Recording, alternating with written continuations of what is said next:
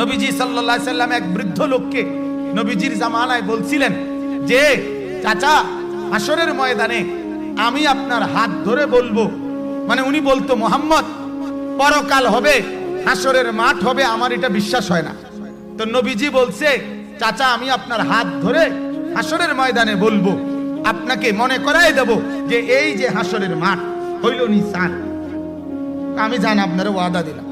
হযরত ওমর রাদিয়াল্লাহু তাআলা নূর জামানায় রোম আর পারস্য বিজয়ের পরে ওই বৃদ্ধ লোক আল্লাহর রাসূলের সাহাবী ওমর ওনার কাছে আয়েশা বলছে, ওমর আমাকে কালেমা পড়াইয়া মুসলমান বানান। তো হযরত ওমর বললেন, কেন চাচা আজ এতদিন পরে কালেমা পড়বেন?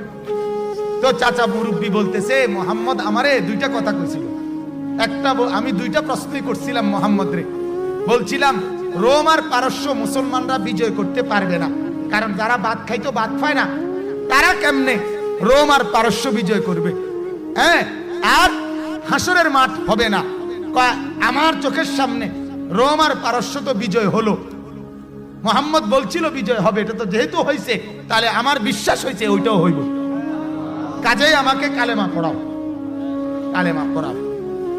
তখন হযরত ওমর কালেমা পড়াইয়া বলছিল, চাচা আল্লাহর কসম আমি সেদিনই জানতাম আপনি মৃত্যুর আগে কালেমা পড়বেনই, কালেমা না পড়ে আপনি মরতেন না, এটা আমার তখনই ইয়াকিন ছিল। বুড়া এবার কয় কেমনে বুঝলা তুমি? আমি এমনে বুঝছি। হযরত ওমর বলেন, আল্লাহর নবী আপনার মনে আসেনি চাচা, আপনারে বলছিল চাচা আমি আপনার হাত ধরে বলবো, হাসরের মাঠে হাত ধরে মনে করাই দিমু এইটা হাসরের মাঠ।